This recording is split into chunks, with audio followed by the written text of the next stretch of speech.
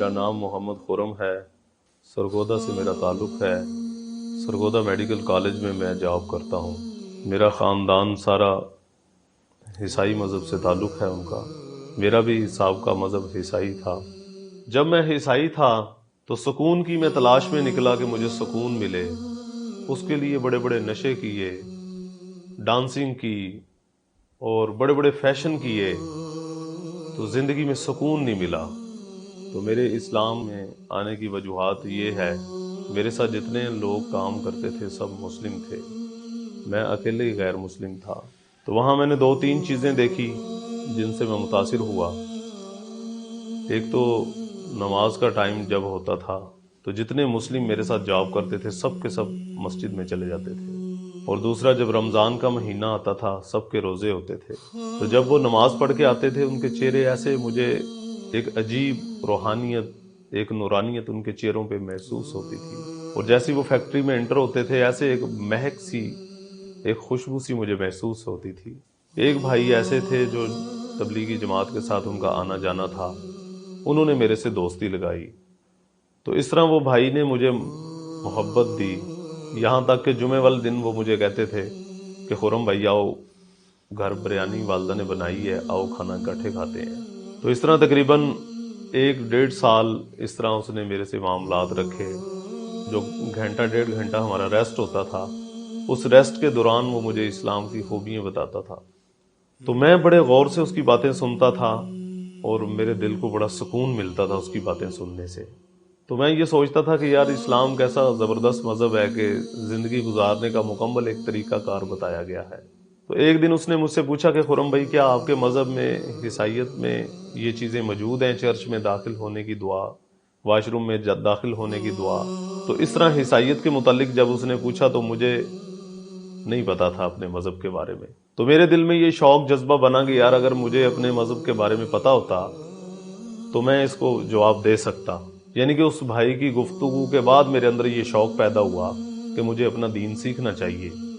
ایک دن میں چرچ میں گیا تو میں نے دیکھا چرچ کے ارد گرد تصویریں لگی ہوئی ہیں حضرت عیسیٰ علیہ السلام کی، حضرت مریم علیہ السلام کی بھی تصویریں لگی ہوئی ہیں۔ تو میں نے ایک دفعہ ایک پادری سے پوچھا، میں نے کہا جی یہ جو تصویریں ہیں، اس زمانے میں تو کیمرے ہی نہیں تھے، اور یہ جو فلمیں بنی ہوئی ہیں اس زمانے میں تو لائٹ ہی نہیں تھی، تو یہ کیسے یہ سارا کچھ آیا ہے؟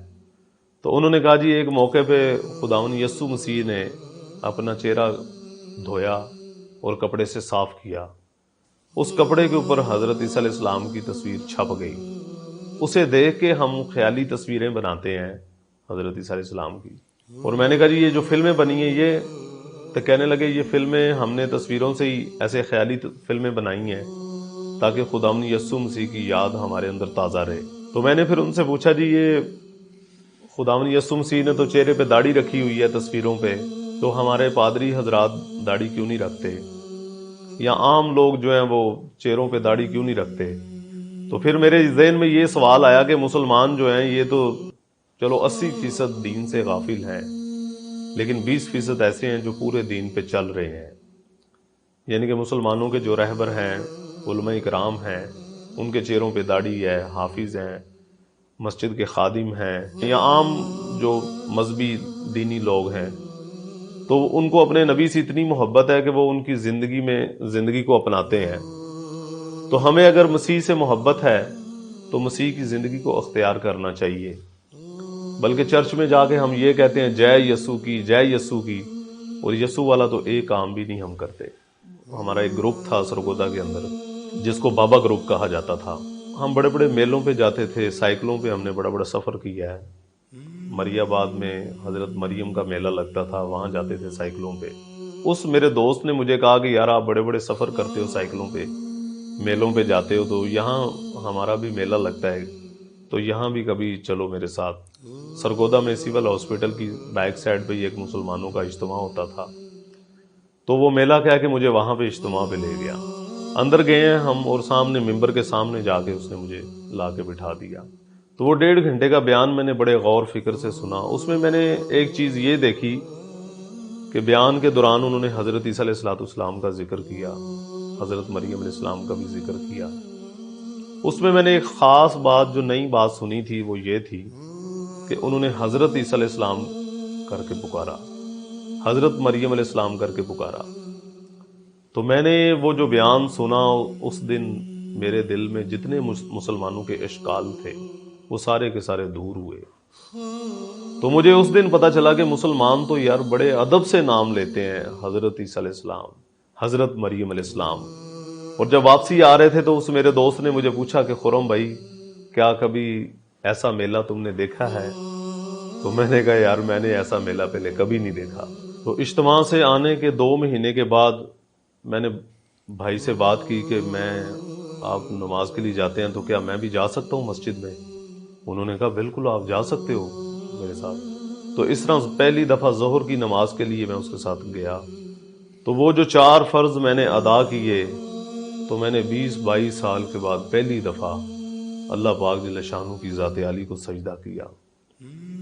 یہ میری پیشانی پہلی دفعہ اللہ سبحانہ تعالیٰ کے سامنے جھکی، اور جب میں سجدے میں تھا تو میرے جسم کے ایسے بال کھڑے ہو گئے، اور وہ سجدے کی جو حالت تھی میری، وہ میں نے ایسی فیل کی کہ اس کی ٹھنڈک میں نے اندر تک محسوس کی۔ تو خیر وہ 4 فرض پڑھنے کے بعد مجھے اتنا سکون ملا کہ وہ بھائی جو میرے ساتھ تھے وہ بقایا نماز پڑھنے لگ گئے۔ میں کبھی مسجد کے محراب کی طرف دیکھ رہا ہوں، میں کبھی مسجد کے پلروں کی طرف دیکھ رہا ہوں، میں کبھی مسجد کی چٹائیوں کے اوپر ہاتھ ایسے لگا کے اپنے سینے کے اوپر پھیر رہا ہوں۔ یعنی کہ مسجد کی نورانیت بڑی زبردست میں محسوس کر رہا تھا۔ اس طرح پھر کرتے کرتے تقریباً میں 1 سال نمازیں تقریباً میں چوری چھپے پڑھتا رہا۔ تو پھر میں نے سوچا کہ یار اسلام میں اور عیسائیت میں فرق کیا ہے؟ تو میں نے دیکھا مسلمانوں کی جتنی مسجدیں ہیں سب کا رخ ایک ہے، قبلہ رخ۔ عیسائیت میں نے دیکھا چرچ کا کوئی رخ نہیں ہے، چرچ میں داخل ہونے کی کوئی دعا نہیں ہے۔ تو اس طرح جو اللہ پاک جل شانہ نے ہمیں قرآن دیا ہے، اپنا کلام دیا ہے، یعنی کہ وہ ایک مسجد سے اٹھا لو، دوسری مسجد سے اٹھا لو، ایک ملک سے اٹھا لو، دوسرے ملک سے اٹھا لو، تو اس طرح اس کی زیر زبر کی بھی کوئی غلطی نہیں ہے۔ تو بائبل جو بھی ان کے پاس موجودہ بائبل ہے، یعنی کہ وہ بالکل چینج ہو چکی ہے۔ ایک گھر سے اٹھا لو، دوسرے گھر سے اٹھا لو، ایک چرچ سے اٹھا لو، دوسرے چرچ سے اٹھا لو، تو یعنی کہ وہ الگ الگ بائبلیں ہیں۔ تو اس طرح الحمدللہ میں نے جب عیسائیت کو اور اسلام میں فرق دیکھا تو مجھے زمین و آسمانوں کا فرق محسوس ہوا۔ تو اللہ تعالیٰ سے میں نے دعا بھی کی کہ یا اللہ اگر اسلام حق ہے تو اسلام کی حقیقت مجھے نصیب فرما، اگر مسیحیت حق ہے تو مجھے مسیحیت پہ جما دے۔ تو میں سوچتا تھا کہ یار میں نے اسلام کہیں قبول کر لیا تو کہیں کوئی ایسا مرلہ میرے اوپر نہ آ جائے کہ مجھے کہیں اسلام کو چھوڑنا نہ پڑ جائے۔ تو اس لیے میں چاہتا تھا کہ میں صحیح طریقے سے اسلام کو چیک کروں اور اس کو دیکھ کے پھر اسلام کی طرف آؤں۔ تو پھر اللہ پاک کی طرف سے میرے دل میں یہ بات آئی کہ اللہ تعالیٰ نے مجھے یہ چیز دکھا دی ہے کہ اسلام حق اور سچ ہے، تو کہیں بغیر کلمے کے میری موت نہ آ جائے۔ تو اگر بغیر کلمے کے میری موت آ گئی تو میرا کیا بنے گا؟ تو پھر یہ میں نے فیصلہ کیا کہ میں نے اسلام قبول کرنا ہے۔ تو میں نے اس بھائی سے بات کی کہ میں اسلام قبول کرنا چاہتا ہوں، وہ بہت خوش ہوا۔ تو اس طرح الحمدللہ ہم وہاں مسلمانوں کے اجتماع پہ گئے، تو میں نے بیان سنا، بیان کے بعد عشاء کی نماز کے بعد پھر ہم نے ایک مولانا صاحب آئے، تو اللہ کی رحمت سے پھر مولانا صاحب نے کلمے کے الفاظ دہرائے، تو میں نے کلمے کے الفاظ پڑھے۔ تو یقین کریں جب میں نے کلمہ پڑھا تو مجھے ایسے محسوس ہوا جیسے دل کا کوئی خانہ خالی ہے اور کلمہ پڑھتی وہ خانہ پر ہو گیا، جیسے پتہ نہیں کوئی کتنی جاندار کتنی قوتدار چیز میرے اندر داخل ہو گئی ہے۔